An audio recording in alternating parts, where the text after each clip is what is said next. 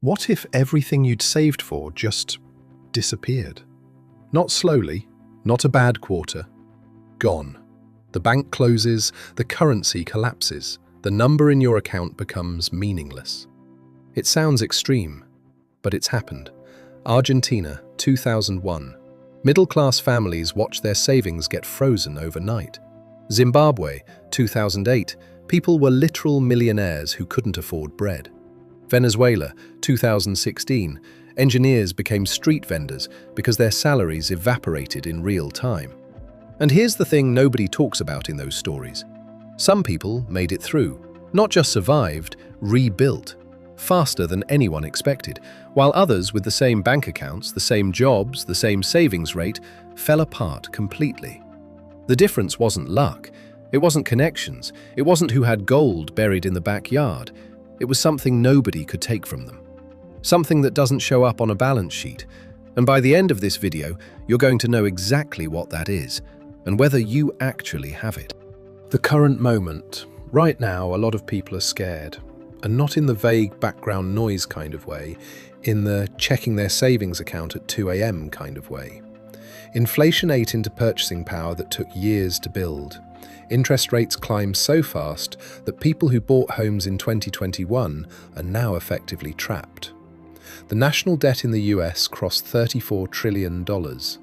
Bank failures made headlines in 2023 that most people quietly tried to forget.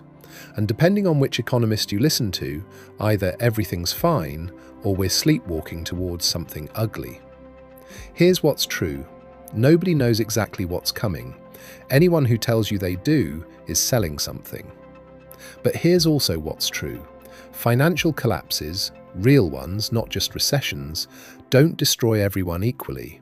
And the gap between who recovers and who doesn't almost never comes down to how much money someone had going in. So the question isn't really, is a collapse coming? The question is, if it did, what would you have left? Let's start with the one that sounds the most obvious, but is almost always misunderstood. Knowledge. Not education, not a degree, knowledge. There's a difference. A degree is a credential. It has value in a stable system where institutions recognize it. In a collapsed one, it's a piece of paper. Knowledge is different. It's the understanding of how things actually work. How to fix an engine, how to read a financial statement, how to negotiate, how to grow food, how to diagnose a problem and solve it with whatever's available. Here's why this matters more than people think. In the Great Depression, certain tradespeople never really struggled to eat.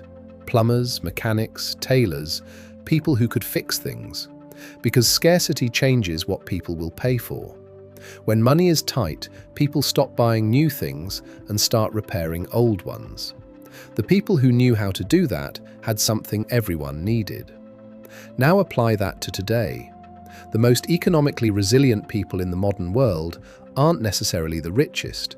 They're the ones whose knowledge creates value, regardless of what the market is doing.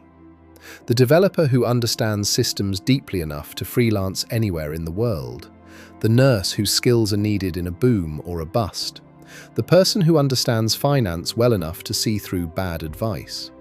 Knowledge compounds the same way money does, except it can't be inflated away, taxed, or frozen. The question to sit with: if your income disappeared tomorrow, what would you know how to do that someone would still pay for? Skills. Knowledge and skills are related, but not the same. Knowledge is understanding. Skills are execution under pressure. You can know everything about negotiation and still fall apart the first time someone pushes back on you. You can understand nutrition and still not know how to actually cook something decent from scratch. Skills are what knowledge becomes after repetition, after failure, after doing it badly a few times and doing it again anyway. And here's the uncomfortable part.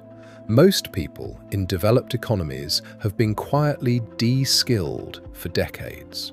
Not through laziness, through convenience. Why learn to cook when delivery takes 20 minutes? Why fix anything when replacement is cheap? Why negotiate when everything has a listed price? That convenience is real and genuinely good in a stable system, but it creates a quiet fragility.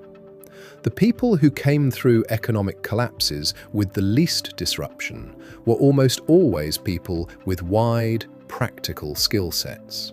They could do multiple things. They weren't dependent on one employer, one platform, one income stream. They had optionality, not because they were rich, but because they were capable. This isn't about doom-scrolling your way to a survival bunker. It's about asking a simple question. What can you actually do? Not just in theory, in practice, under stress, with limited resources. If the answer is narrow, that's worth knowing now, while there's still time to expand it. Relationships. This one gets dismissed the fastest, especially in finance content. It sounds soft, but it might be the most structurally important thing on this list. Study after study of people who've lived through economic collapse, and there's more research on this than most people realize, points to the same thing. The people who made it weren't isolated. They were embedded in networks of trust and reciprocity. Think about what that actually means practically. When Argentina's banking system froze in 2001, informal credit networks between neighbors and local businesses kept communities functioning. People traded goods and services, extended trust, covered each other's gaps, because they had pre-existing relationships that made that trust possible. When formal systems break down, informal ones fill the gap. And informal systems run entirely on reputation, trust, and relationship depth. The person who never invested in relationships, too busy, too transactional, too independent, has no informal network to fall back on. They're alone in a system that suddenly requires community. This doesn't mean you need to be an extrovert or a social butterfly. It means, do you have a small number of people who would actually show up for you? And would you show up for them? Real, mutual, tested relationships, not followers, not contacts, not LinkedIn connections. That's a form of wealth that no bank run can touch. Health, physical and mental. And this one's straightforward enough that it almost doesn't need explanation, except people consistently underestimate it until it's gone. Your health is your base capacity. Everything else runs on it. In a stable economy, poor health is expensive but manageable. Healthcare systems absorb it. Income covers treatment. You can function at a reduced level and still get by. In an unstable one, poor health becomes a compounding crisis almost immediately. Medical costs become unmanageable. Reduced energy reduces productivity. Mental health deterioration compounds every other problem. The ability to adapt, which is what survival really requires, depends heavily on your baseline capacity to function. The people who are most resilient in a crisis tend to be in reasonable physical shape, capable of managing their own mental state under stress, and not dependent on systems that might not be available. None of that requires being an elite athlete or having perfect mental health. It just requires not neglecting it. Treating your body and mind as infrastructure, not as a luxury you'll invest in later, because later is exactly when it becomes hardest to start. Adaptability. This is the one that quietly underlies all the others, and it's the hardest to build on purpose. Adaptability isn't a mindset you adopt, it's a capacity you develop by repeatedly doing hard things, by sitting with uncertainty, by failing at something and building the evidence that you survived it. People who've never experienced real adversity, who've been insulated from discomfort by wealth, stability, or circumstance, often struggle the most when the floor drops out. Not because they're weak as people, but because they have no experiential reference point for, I've been through something bad and come out the other side. People who've built adaptability, whether through hardship, through deliberate challenge, or through a culture that prepares them for difficulty, have something almost unquantifiable. A kind of confidence that isn't arrogance. It's evidence-based. They know what they're capable of because they've tested it. That's not something you can buy. It's not something a government can issue. And it's not something a financial system collapse can remove. because it lives inside the person, not the account. Here's the part most people resist. Everything on this list, knowledge, skills, relationships, health, adaptability, requires investment before you need it. The problem with financial collapse as a concept is that it triggers a very specific kind of thinking: stockpiling, hoarding, converting savings to gold, pulling money out of banks, reactive, defensive, fear-driven action. And some of that has its place. Genuine financial preparedness matters. Emergency funds, diversification, not being over-leveraged. These things are real. But they're not the whole picture, and they're not even the most important part. Because here's the hard truth: money, even in a stable system, is a medium. It has value because of trust in institutions, shared agreement, and the underlying productivity of real people doing real things. When those foundations crack, the medium breaks first.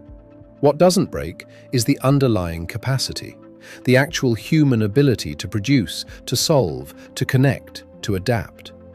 History is full of people who came out of economic catastrophes with nothing and rebuilt in years rather than decades because that underlying capacity was intact. And it's full of people who held on to their savings right up until the moment it became worthless and had nothing left once it was gone. The question isn't just, how do I protect my money? It's, who am I when the money can't protect me? Here's the single thing to take away from this. True financial resilience isn't about having more, it's about needing less of what can be taken. The most prepared person in a crisis isn't the one with the biggest emergency fund, although that matters. It's the one who can produce value from scratch, who has people who trust them, who is physically and mentally capable, who has failed before and knows they can handle it. Build those things now, in whatever margin of time and energy you have. Not instead of financial planning, alongside it. Because if the worst never comes, you'll have a richer life anyway. And if it does, you'll have something that survives it. So here's the question for you, and drop it in the comments because genuinely curious what people are thinking about this.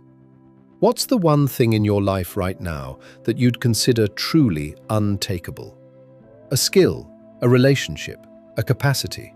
Something that no market crash, no bank failure, no government decision could strip away from you. If nothing comes to mind immediately, that's worth paying attention to.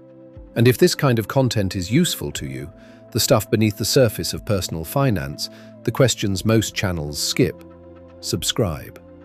That's what this channel is built around. More of this coming.